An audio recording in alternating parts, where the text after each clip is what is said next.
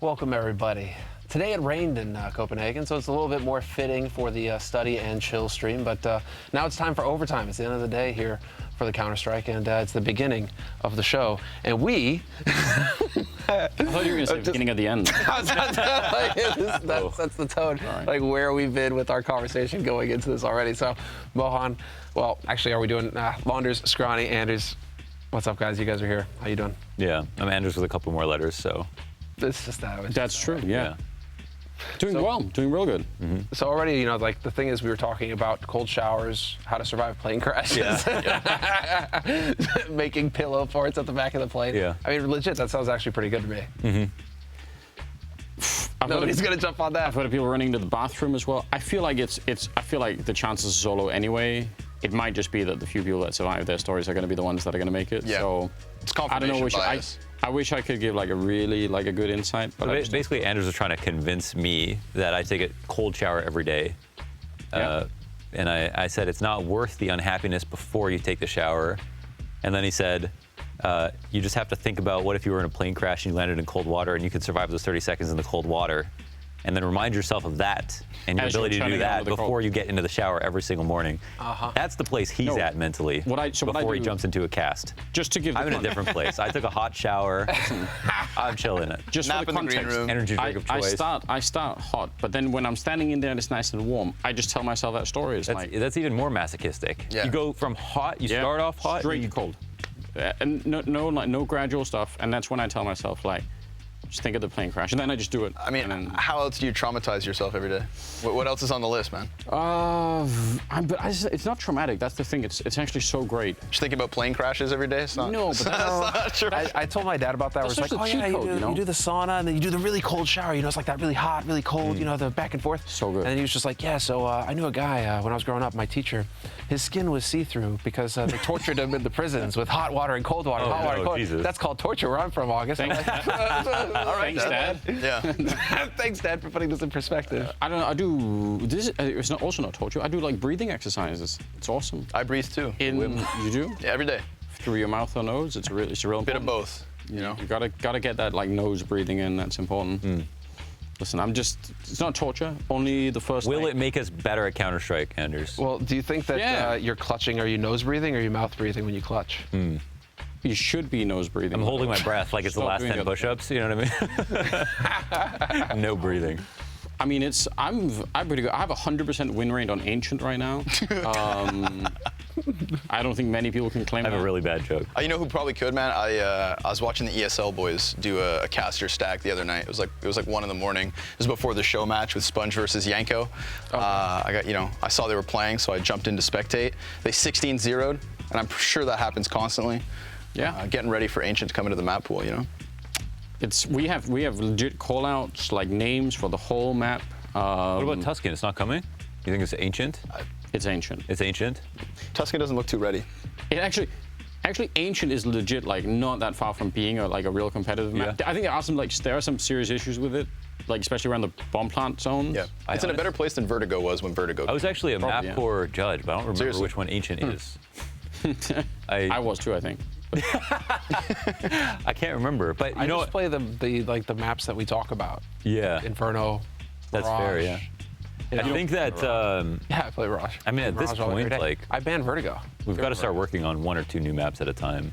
Because, like, okay, Yep. no matter how smart you are as a mapper, no matter how many maps you create in the past, you can never know what's going to be like top-level competitive play and what that's going to do to your map. You have to get it play tested. Okay, that's true. But I do think there's another problem, right? Which I think mappers tend to be like there's having an idea for a map. Yeah. Like, you know, oh, there's a factory. What I could build like a factory themed map, you know? And if you're really good with like the texturing and all the rest of it, you could make like a really cool map like that. But then there's, I guess, the architectural level of, you know, like how do you get from T-spawn to the bomb sites, and how does the CT side get to there? There's some like math thing that has to work out for that not to be stupid. And I feel like, you know, not to hate on the mappers or anything, but it feels like there's one thing that will probably be fun and play well for like casual kind of play, and then there's another thing that will only like if you don't do these kind of things roughly, it's just not going to work. I think for competitive play. Yeah. I think there's some problem there. When you look at like I look at Overpass as a perfect example of a map that was like not even the same map that came into the pool, and they fixed it. You can do anything to the map after. It's not a real life structure, right? You can actually just change it completely if it sucks. So I really think you just pick a beautiful map that's been made by the community. Maybe Valve buys it, maybe they hire them to edit, continue to make changes, but then they just go at it and they fix what they need to fix, and they change it drastically if they need to. But just start off with a nice looking map, because there's so many out there. I find it kind of offensive. Like, I liked Cobble, but the fact that Cobble looks so bad, and like it looked like it was made 10 years ago for a remake of an old, like a 1.6 map in CSGO, when there's so many like insane maps that were out in the workshop already, like during the same time. I think about like maps like the remake of Nuke, for example, and how many other maps look that good. They're like, the visibility is great and it looks very nice at the same time.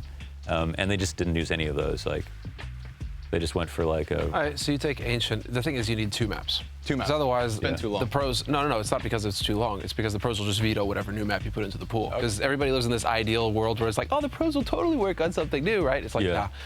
What will happen is you'll have like the tier 3 pro that will, like with Cobblestone and SK back in the day. Freese and those guys, they put a lot of time into Cobble because they knew, hey, we can bust this out and upset a pro with it, right? Or a top team with it, right? But the top teams aren't going to bother with new maps. So you need 2. So then at least you can't veto out, you can still have teams working on them as pocket picks, and it can see some play. But otherwise, I just see teams vetoing them out completely. That always happens that's at what first. What's that? Tuscan and If you Ancient. wanted the second one, like Tuscan is such an obvious pick. Right? Yeah. Still not finished though. If you watch that show match, a lot of texturing still to be done. And I'm pretty sure when Frankie did the pregame interview for that, the designer as well still mentioned that there were some crucial changes he wanted to make. Cat food? Maybe. And Brute? Were they working together? Yeah, Brute. It was Brute she talked to. Okay. You want to hear my idealistic situation in terms of map pool? Okay. Yeah. Here's what I think would be really cool, man. And I think Moses actually used to talk about this from time to time. The bomb sites. The bomb sites. Let's have first and foremost like a roadmap in terms of changing maps. So set it like a year in advance. You know when there'll be crucial, critical changes where entire maps are removed and added. Whether you know which maps those are going to be beforehand, that's one thing. But let's say, see it as like a season, right? How some other games have seasons. The map pool changes every once in a while with full maps taken in and out. And then within that time period, you also have slight adjustments made to bomb sites within maps. So you have 80% of the map that stays the same, but what if you just shuffled around the boxes on a Mirage? What if you just, moved pieces of cover or didn't mess with entrances and skyboxes, but just the pieces of cover or the angling of doors. Look at Dust 2 B site. When they switched those doors over, that changed just so many things in these little minute ways. It didn't change the map's identity. It didn't change, any major gameplay elements, but it just added new positions, new angles, new executes. Just enough, yeah. Just enough. So you get these big changes that everybody sees coming, so you can prepare for them, and nobody's caught off guard. We don't even know when the maps are going to change, if the maps will change. And then within it, even small stuff, Just to use the theme of the people that we actually have on the show this time, in terms of the fact that we're all Casters? trying to be casters, that could add such an interesting element from like the storytelling perspective, because you could start to think about, some people that might be very good on a bomb site, and then if some of their positions change slightly, you could do storytelling from like one season of a map to the second season of it, and you can start to think about, okay, well, is that reflected in the stats, and how good are they actually adjusting to it? Will they have to change their position? Maybe they don't even like the bomb site anymore. They want to change it to, like, there's a lot of like, over time, just storytelling like that could be interesting. I agree. I'm for it. Are you for it? Against it? I'm always against it. Always against it? Don't want to change the No maps? changes. I'm against any changes at all. Any change at all? Because while we're still innovating after all these years with some of these maps, pros are still finding it. And then pros are like, oh no, it's totally, frozen in place. We can't do anything new. It's all been thought out. Okay, it's been played out. And then all of a sudden, some team is like, or we can do this, and then just blows the whole thing open again. It doesn't happen as much anymore, though. Doesn't happen as much anymore, sure, but it's still, but I feel like still possible. What if this system created more innovation because it was changing things more often? I don't care for innovation.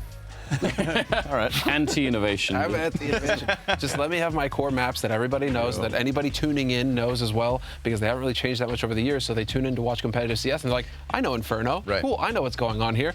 If we keep changing maps all the time, you're going to have people who tune in think to that is, CS one or two times a year. Yeah. You know, they're going to be like, not what the all hell is the this time, new right? map? I don't know Yeah. this. What's this? You know, That's is this why I'm CS? all for like shifting bomb sites. Yeah. You'll still recognize Inferno. You could see it, yeah. You know, Nuke Train, they've been remade. You still know that's Nuke and Train. There are like there are conflicting complaints from the pros, right? Because some people say like, can we just get rid of Mirage and Dust 2? It's like so stale, like you said, nothing's changing, blah blah blah. Yeah. But then you hear the other complaint, like you said, if you change something, then they say it's it's not good and we don't want to play it. Yeah. Like people will say that almost before they've even like played 2 games on it. Yeah. You know? Yeah. So I think that the lesson here is just not listen to those people and just like The lesson is, agree. what's it? It's eternal. I think it's etched in stone somewhere. Get good. That's the lesson. Just play better. Yeah, well, some people are, Gambit's so good. And I mean, the Gambit style of CS, it's not, like, there's nothing I can see that's like the way that, Astralis changed the meta a lot. I don't think Gambit's changed the meta a ton so far. I think they play everything very optimally, and they have insanely good aim on average every single game. Yeah. And that makes them very hard to play against. But like Astralis would you could point to 2018 and be like, oh, all of the nades that they used, to really change the maps, or Inferno, the way they retake, all the things they did. You could see where they changed it and point to them and stuff. But now it just feels like everybody's building upon that. Dude, this is what I was talking about on my stream this morning. Okay. Taking Gambit with new maps, right? So Vertigo, right? They're like, oh, all hail Gambit, Vertigo. You know, they're the pashas of that map, right? Yeah. Except that if you actually look low key, Sinners have played Vertigo 41 times in the last 3 months and are just like low key. Everybody's just like, don't play Sinners on Vertigo. Oscar's team? Yeah. Yeah. And I'm sitting here just like, oh man, like if we could just have it one Gambit day where there's like a versus qualifier, Gambit somehow run into Sinners, and we get a match on Vertigo between those two, that would be straight fire. Because Sinners are doing exactly what SK did with Cobble back in the day. They're specializing on that map. They've played Vertigo and Inferno each like 41 times in the last 3 months. It's like those two maps they're the best at. And like Vertigo, so I would love to see Gambit against Sinners on Vertigo, just to see what would happen, because apparently Sinners are like the guys, like the team on that map right now. Maybe that's what Gambit are like stealing our stuff from. Maybe they're just like secretly farming them without If ever they meeting played them. That'd be like the 41 big- officials on it, how many the times big have they brand. scrimmed on Yeah. it? Like Right. Urban they've spent Outfitters stealing so much time on designs that from map. like Etsy shops online Exactly. or something like that, and just like putting it in a big store. Yeah. They're putting Everyone like thinks it's brain their power to do idea. it. Gambit are just like, thanks, guys. Right. That works.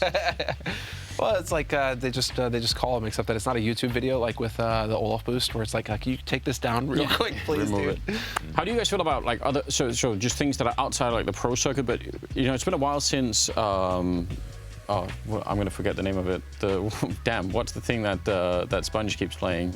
That Sponge keeps with Danger Zone? Danger Zone? Danger Zone. Yo, Oh, okay. I was about to Just play Let's get Valheim it. every I day, was dude. this. Me Let's too. get But it. I was about to say Drop Zone, which is a Wesley Snipes movie. It's really awesome. If you guys Also a ride in Canada's Wonderland. you guys must watch Drop Zone if you haven't done it. I haven't, yeah. Worth doing. Anyway, so we've got that right, but way back when, in the 1.6 days, there were lots of different really interesting game modes, right? There was like the Warcraft 3 mod that Yeah. allowed people to do Orc nades.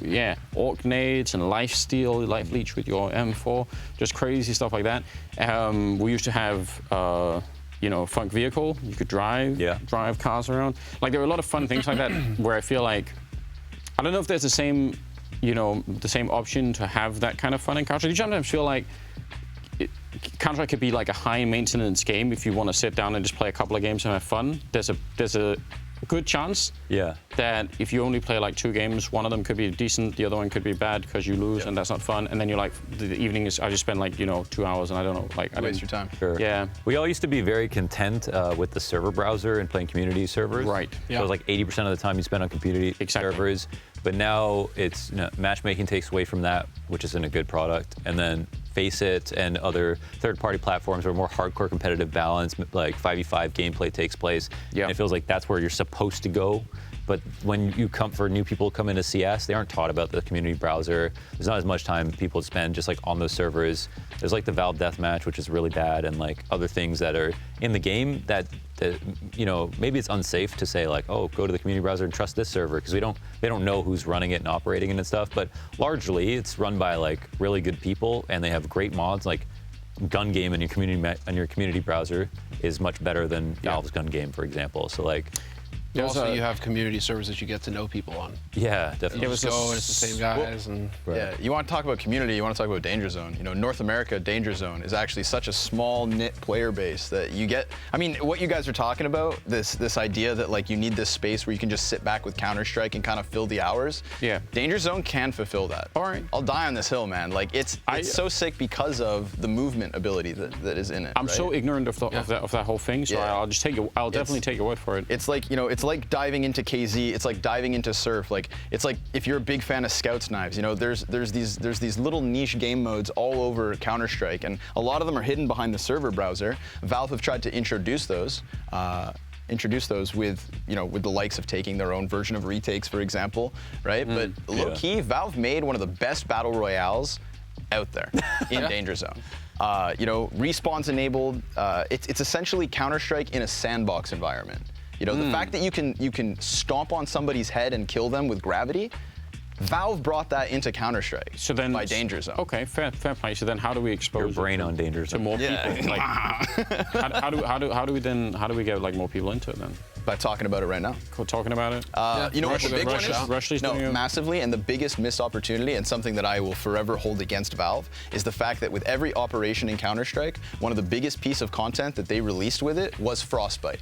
There's two maps that constantly rotate in Danger Zone, Sirocco and Black Site. And with every operation, they put in one more on a temporary basis. This time it was Frostbite. When the operation ends, they take it out. 16 weeks of missions, okay? And we're talking Counter-Strike missions that include killing chickens on Dust 2. And they no way, actually. Dude, multiple times you had to kill chickens for missions. And of all of those 16 weeks, 2 times they put in Danger Zone missions. Yeah. Those 2 weeks was when Danger Zone was full of all these random players who clearly hadn't played it before. Out, yeah. And I guarantee if you ask people who grind all those missions, they're genuinely enjoying Danger Zone more than probably grinding chicken frags. and this is like Valve introducing the most basic things like spend X amount of money.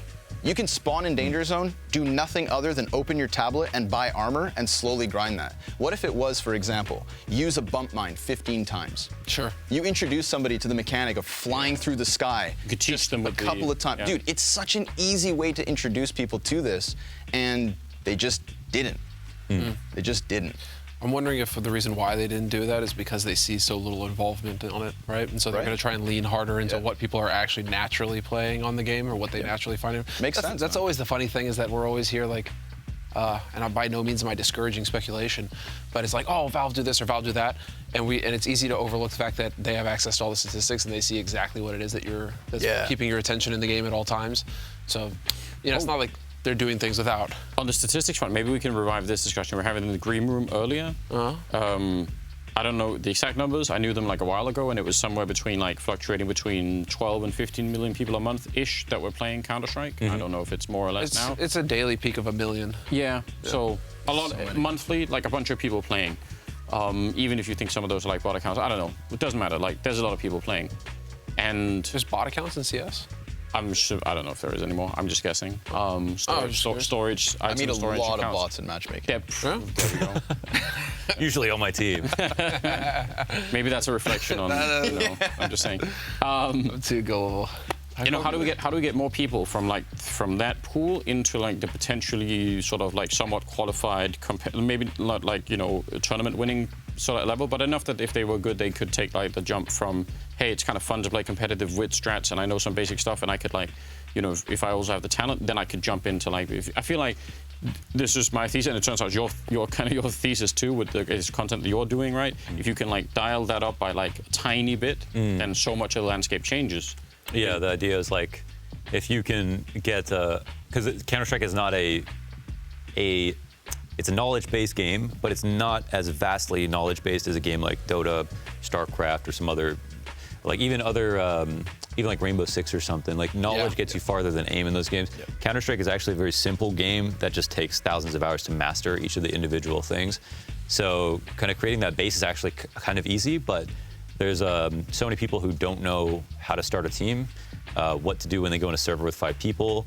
And yeah, I guess the theory is that we were talking about was you know, if you can get, at least my specific is if I can get someone to make a team that's competent to play open playoffs, they can get themselves the rest of the way. Yeah. They know how to go in and practice and learn a new map, learn a couple of defaults, a strat and a fake, and then you know, the proper communication, all the other stuff on some fundamental level, then you can really find out who's going to be a pro and who's not. But they can find that out themselves at that point.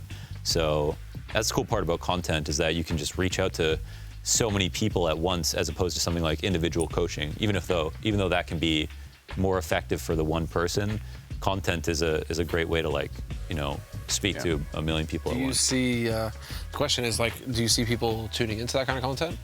Is there an interest in the dry, or like, how do you make that content interesting, right?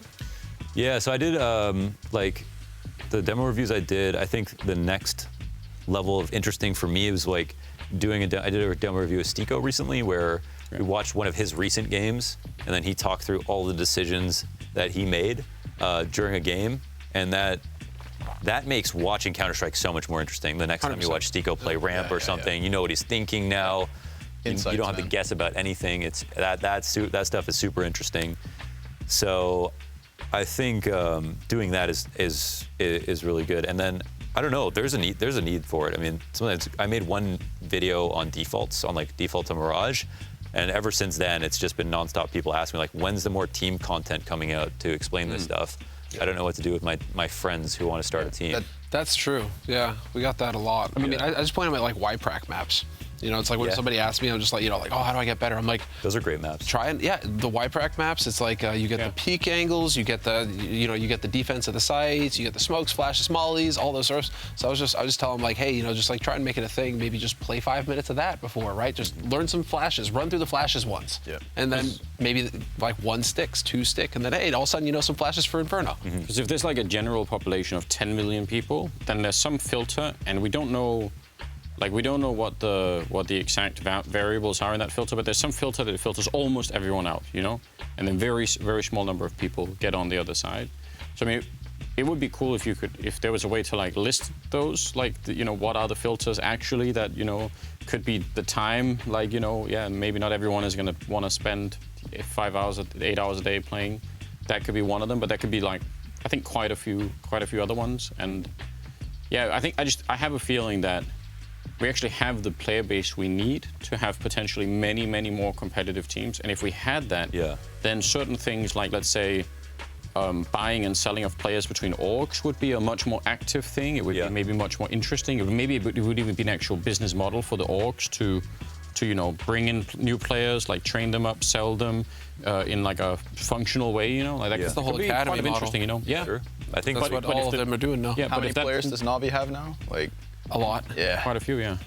Yeah. At least a dozen.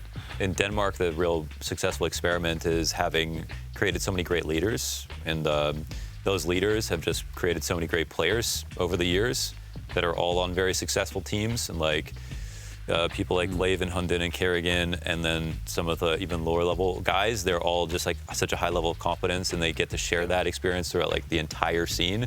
It has such an insane ripple effect. There's no other country with as many good or competent in-game leaders, and I think that's a huge reason why the scene as a whole is good. Okay, but then here's another problem, right? If you are like an up-and-coming 15-year-old who's got like incredible aim, like everyone can see it, they maybe think you're cheating initially, but they find out, no, it's just super legit.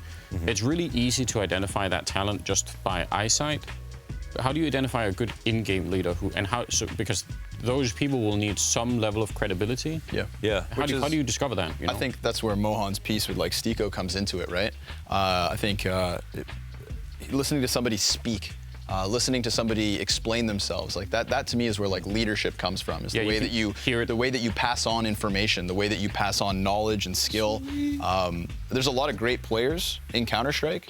And I think that that's why, like, the appeal of, say, watching a pro player stream his games is that you can sit there and try to watch and learn to replicate, like going through YPAC and picking up 1 or 2 things. You can pick 1 or 2 things up off of a player's stream. You pick more up from them if they're prompted, like in your case, from somebody who's kind of, you know, good at drawing out conversation. You let them explain themselves. You let them speak. I think there's what makes a good leader is social skills. A certain set of social skills. Yeah, I do think that like it's like until the last few years, like content wasn't really a thing in Counter-Strike. Like people were figuring out ways to get good, and everything was mainly word of mouth. And so I feel like it's good enough to just have those IGLs out there. Like they find the teams themselves. If you have a successful IGL, it'll show in the results. There won't need to be them going to open and then someone will talk about them, or if someone you played with before will bring you onto the new team. If you're a good IGL, people will want to play with you. So I think once upon a time there was not even content to give people like the megaphone, and that would help now. Why not? Massively, Yeah, why not? Yeah, for sure. Well, how easy is it to monetize Counter-Strike on YouTube? 'Cause I thought that the ads that they didn't prioritize CS, like it was really hard to My monetize. CPM is good. I think compared to some other categories and stuff. I think gaming is obviously always one of the lower, but I think my CPM is pretty good. Yeah, but this is actually something I've been struggling with for like a year or something now. I don't know. I think I boiled it down to like two things. There could be many others, but it just feels to me like, one, we don't really have a culture in Counter-Strike of consuming a lot of content.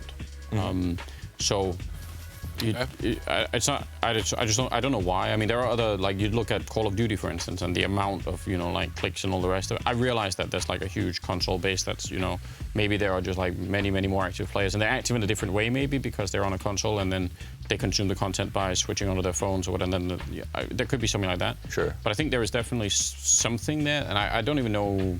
I wouldn't even know how to begin to change that in terms of how do we change the culture of content consumption. I think that is it. And I mean, I'm not in the business of trying to figure out how it was once done. I'm more in the business of, I know this is interesting content, Yeah. so I'm going to create that audience. Because I don't know, I don't even want to chase content that's already been done. I've never done that. I've always created content I just thought would be like. So it's that you're following sort of, if you build it, they will come. Exactly. Kind of, I mean, if I'm interested, basically I said, if I'm interested in it, then Right. enough people will be. Because the only other, like, I think, lever that we have to pull on, if it's not trying to change the culture, is to essentially invent new technology to make it easier, which I think Like is also Skybox. which is also Like possible. It could like be something like Skybox, Skybox, for right? Or it could be just, maybe you invent a different environment in which people will consume that content. I think that's a kind of a technology. Right now it's Reddit and HLTV, and I don't think anyone realistically can go to war against those two things. I don't think that actually means that. I'm not advocating for that either. I'm just saying that there is something going on around like how that works right now in Counter-Strike that's really weird. I would love to see an integration within Counter-Strike the same way that Valve eventually released that, like on the watch tab you can see which events are upcoming in Pro CS. What if there was a watch tab for content creators, approved content creators, No, but where you wait. have people focused from the main menu Actually added this into for your coaching views? in Dota. Really? And here's something Yeah. else. So You I'm have that sure, on HLTV though, right? Sure, but not everybody knows about HLTV. Could you not- again, if we're talking about that like about million, YouTubers if we're talking or about that Twitch? million daily viewers, I'm not sure. Maybe a mix of both. Could you not go and add clips to the Counter-Strike Steam store like people do on every other game? Because people do that all the time. They link their videos on the Steam store page. Yeah. Yeah. I mean, but that's one step removed from being in the actual game menu, right? So Right. they're already like essentially. Maybe that actually isn't such a dumb idea. Maybe that actually could make a lot of sense. I guess they embed a stream that like it's a RMR event or something like that. Put it in the game. Yeah. Same way, yeah. But would they have to vet that content, or how would that work? Like, would how, have how do you to. find out what's Yeah, there? man, you'd have to, yeah. Or else I think you just start Then getting no some one from really- Valve is going to do that. Right. Like, I feel like that's I not guess gonna happen. they do. Do they ever do community spotlight stuff? I mean, they pick skins. they do some stuff that they have to pick and choose. So But again, I don't very really like, have a marketing department in that sense though. Like I think- it's and not their bag. right. Meaning no offense to anyone, but I feel like the skin picking part is even just a roll of the dice half the time. Yeah. you know, They could also leave it up to Reddit, like in the same way they trusted ESIC to take over decisions. Community for their, voting ethics could be a stuff. thing. But that is kind of the thing. I think Valve are perfectly fine letting guys like you create the content and just serve that Find our own part of the way to- market. Yeah. Because then they don't have to worry about that. All they have to worry about is Well- working on the game. If you're a content creator out there, obviously the best advice is just to do everything at once. Do Twitch, do YouTube, do Patreon, do like individual coaching, whatever it is. Just literally do everything.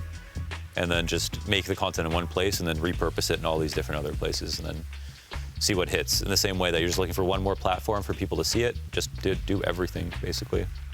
That's the Yeah, best way. it's also going to force you to just get more comfortable, and you're going to get used to it. I mean, I think that's probably a good place to end it, gentlemen, for the Yeah. show. Damn. It's a good word. It's a good word to get out there. I mean, same thing with the game. YPRAC, YPRAC. If you search that in the workshops, if you want to get better at learning smokes, flashes, peak, angles, all that sort of stuff on each map in the competitive pool. So what you see the pros doing, you can learn all that in 2 seconds on those maps. It's super cool. So, you know, go check those out. Go check out the content like Launders is for sure. Scrawny, are you still streaming the Danger Zone? Danger Zone, Daily. easy, man. Daily Zone. I've taken on a challenge of trying to catch up to this guy in terms of movement stuff. Dude, it's so hard, though. Good luck. That's like Good black luck. magic. I have no idea. It's an uphill battle. I tried doing KZ and it's just not happening at all. It's addictive though. It's Yeah, so super hard. addictive. And the cheaters can't get you. True. Yeah, they can't. Hey, that's a good point. And go watch, what is it, Anders, just ASMR chill, talk Yeah. about the meaning of the universe. He's an Ark of Survive Evolved streamer, so you can go ahead and check out his content on I Twitch. do all the. I don't know what I'm waiting for. I've been playing the Diablo 2 Resurrected, so Oh, you got in. I made a. I know people who know people, and I got the code, and then I thought this will be fun. And what actually happened is, I just loved it so much that it just completely like revived like my Diablo addiction that I had for like 15 years. or Yeah. something. So I was like, no. Like, now I don't want to Why play am I anything so else. happy? And they only made the two first acts, so I can't even like. Oh, no way. Yeah, I can only, like, it's great, but I can only replay them over and over again. Pretty sure there's a new Path League that just kicked off. So if you need something I know. to sink time Rough. into. It's real rough. All right, real quick before we go, though, I think it's probably a good idea to get the predictions for tomorrow. Right here, live. Who's winning? Oh. Wait, hold on. Let me plug this. I'm also doing this double scope thing. People should check that out as well. Oh, yeah. Fun fact. Actually, Yeah. that's like talking about content, big plays, breaking it down. We've had a lot of fun doing that. Yeah, super cool. Anthony, our video editor, incredibly talented. So all the credit goes to him, really. But yeah. Yeah, the mood in those videos is sick. All right, It's so fun. we've got Spirit in G2, and we've got the rematch, Heroic Gambit. I've got Gambit Spirit. Yeah. I'm going to say it's time for the CIS era. Gambit Spirit. I was going to go with the same thing, actually, so I felt I was going to be all like cutting edge and like, Really? man, got this. Should've But answered first, man. everybody's on the Gambit Spirit train, so okay then. I'm going to pick Spirit. I feel like you guys are, like, Heroic have just been on the up and up, winning everything, right? Yeah. And you guys are doing that classic thing in trading that you never want to do. You're trying to predict the top. We're buying high. Yep. You're trying to say, like, that's it, like, that's the top and nothing at fall. If you all are picking, I'm picking Heroic. I don't care. There we go. There I'll settle this tomorrow. There it is. Well, I mean, the beauty of it is we get to find out tomorrow. We don't have to wait that long. Yeah. So coming guys, soon. thanks for tuning in. That's going to be it for the day here, but we'll be back 15:30 CET, 15 with the pre-show on this channel right here. So tomorrow we'll be back to conclude the Blast Premier Showdown.